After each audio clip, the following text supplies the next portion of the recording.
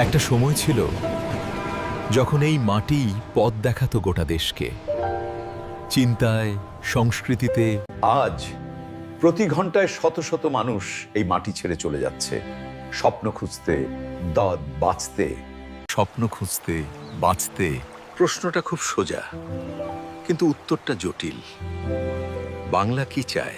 বাংলা মানে শুধু একটা ভূখণ্ড নয়, এটা একটা অনুভূতি, একটা সভ্যতা। ওয়েস্ট বেঙ্গল, এই মাটিতে হাজার বছরের সহাবস্থান, সাহিত্য, সঙ্গীত, চিন্তার ধারায় তৈরি হয়েছে বাঙালিয়ানা।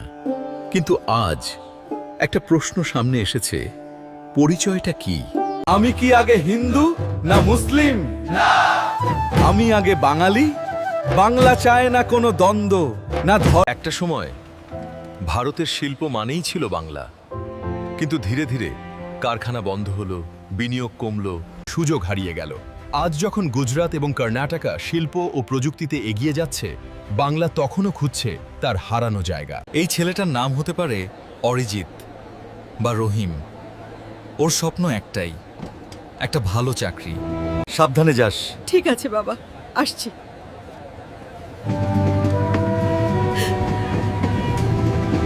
আমাদের ভুলে যাস না মা, ভালো থাকিস। এগিয়ে যা, তোর ভালো হোক। আমি তোমাদের চিঠি দেব। চলুন আজ কথা বলা যাক দ্য বেঙ্গল ম্যানিফেস্টো নিয়ে। এটা আসলে শুধু কিছু দাবির তালিকা না, তার থেকেও অনেক বেশি কিছু।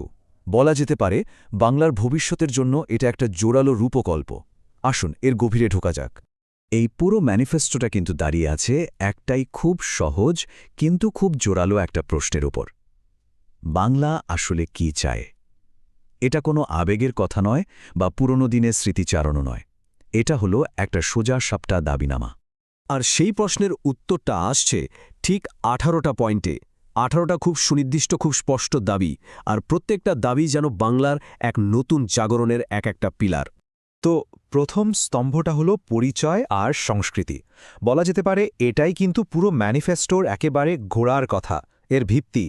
ম্যানিফেস্টোর দর্শনটা খুব পরিষ্কার, সবার আগে আত্মপরিচয়। এই একটা লাইন, কিন্তু তার আগে আমরা বাঙালি, এটাই যেন পুরো ম্যানিফেস্টোর আসল সুরটা বেঁধে দেয়। বার্তাটা একদম জলের মতো পরিষ্কার। ধর্ম, বিশ্বাস যাই থাকুক না কেন, তারও আগে আমাদের একটাই পরিচয়, আমরা বাঙালি। মানে সাংস্কৃতিক পরিচয়টাই এখানে শেষ কথা। আর এই পরিচয়ের বিষয়টা শেষ হচ্ছে একটা খুব স্পষ্ট ঘোষণা দিয়ে: বাংলা নিজের পরিচয় নিজেই ঠিক করবে। মানে বাইরের কেউ নয়, বাংলার ভাগ্য বাংলার মানুষই লিখবে। পরিচয়ের পর এবার আসা যাক দ্বিতীয় স্তম্ভে, আর সেটা হলো অর্থনীতি আর সুযোগ। এখানে সোজা বলা হচ্ছে বাংলার যে অর্থনৈতিক গৌরবটা হারিয়ে গেছে সেটাকে ফিরিয়ে আনতে হবে। কারণ একটা সময় ছিল যখন এই বাংলাই গোটা দেশকে পথ দেখাত। সেই গৌরব ফিরে পাওয়ার জন্য 3টে মূল দাবি তোলা হয়েছে। খুব পরিষ্কার করে বলা হচ্ছে বাংলায় শিল্প চাই, নতুন বিনিয়োগ চাই, আর সবচেয়ে বড় কথা সবার জন্য সমান সুযোগ চাই। এই কথাটা শুনলে মনে হয় এটা শুধু অতীতের কথা বলছে না, বরং ভবিষ্যতের একটা রোডম্যাপও দিয়ে দিচ্ছে। এটা কোনো নস্টালজিয়া নয়, এটা একটা অ্যাকশন প্ল্যান।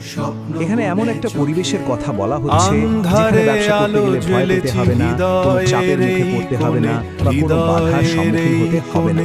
ব্যবসা চলবে নিয়ম মেনে, জোর খাটিয়ে নয়। লাইনটা দেখুন কি সাংঘাতিক। মাফিয়া নয়, মেধা চলবে।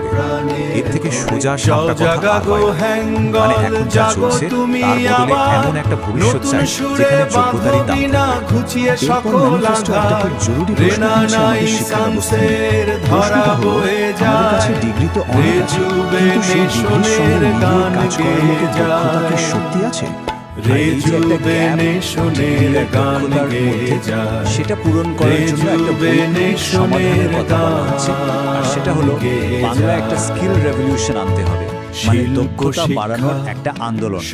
অর্থনীতির পর এবার তৃতীয় আর শেষ স্তম্ভ, এটা হলো শাসন সমাজ। কারণ ভালো শাসন ব্যবস্থা ছাড়া কোনো সমাজ বা রাষ্ট্র শক্ত হয়ে দাঁড়াতে পারে না। ভালো শাসনের জন্য কয়েকটা একেবারে বেসিক সবাই মিলে বলা হয়েছে। ধরো এই হাতটা, আইন ধরো এই হাতটা, নতুন ডাইনের সূর্য উঠবে, মেটাবে ছবি দেখা। সেটা হলো সবকিছু একটা জাগো হ্যাঙ্গল জাগো তুমি আবার নতুন সুরে বাঁধো বিনা ঘুচিয়ে সকল আঘাত ছড়িয়ে দিতে হবে রেনা নাই প্রত্যেকটা জেলাকে নিজের পায়ে দাঁড় করাতে হবে, ধরা যাতে বয়ে প্রত্যেকটা জেলায় যায় এক একটা ডেভেলপমেন্ট হাব হয়ে ওঠে। সমাজের রেজুভেনেশনের কোথাও গান কিন্তু বাদ যায় গেয়ে না। যেমন ধরুন যায় মেয়েদের নিরাপত্তা আর সমান সুযোগের কথা বলা হয়েছে। আবার সারা পৃথিবীতে ছড়িয়ে থাকা প্রবাসী বাঙালিদের সঙ্গে যোগাযোগ আরও মজবুত করার কথা আছে, যাতে বাংলা ভাষা আর সংস্কৃতিকে বিশ্বের দরবারে আরও ভালোভাবে তুলে ধরা যায়। এরপর কয়েকটা গুরুত্বপূর্ণ সেক্টরের কথা বলা হয়েছে একেবারে পরপর। প্রথমেই আসছে উন্নত স্বাস্থ্য ব্যবস্থা, তারপর বাংলার অর্থনীতির যে ভিত্তি সেই কৃষি, এরপর ভালো জীবনযাত্রার জন্য যা দরকার সেই আধুনিক পরিকাঠামো, আর অবশ্যই উন্নয়নের সঙ্গে তাল মিলিয়ে পরিবেশকে বাঁচানো, মানে সব মিলিয়ে একটা 360 ডিগ্রি উন্নয়নের ছবি। এই সব ছোট ছোট দাবিগুলো মিলেমিশে শেষ পর্যন্ত একটা বড় স্বপ্নের দিকে এগোচ্ছে।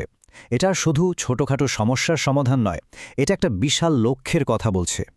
এই লাইনটা কিন্তু শুধু একটা কথা নয়, এটা একটা মানসিকতার বদলের ডাক। মানে এবার ছোটখাটো বিষয় নিয়ে না ভেবে বড় স্বপ্ন দেখতে হবে। লক্ষ্য শুধু কোনো মতে টিকে থাকা নয়, লক্ষ্য হল বিশ্বসেরা হওয়া, বিশ্বমানের অর্থনীতি, বিশ্বমানের বাংলা। আর সবশেষে 18 নম্বর দাবিটা, এটা কিন্তু আর কোনো টাকা পয়সা বা পরিকাঠামোর দাবি নয়, এটা একটা অনুভূতির কথা, একটা আধ্যাত্মিক জাগরণের ডাক। খুব স্পষ্ট করে বলা হচ্ছে, বাংলার আত্মা আবার জেগে উঠবে আর গোটা বিশ্বকে পথ দেখাবে।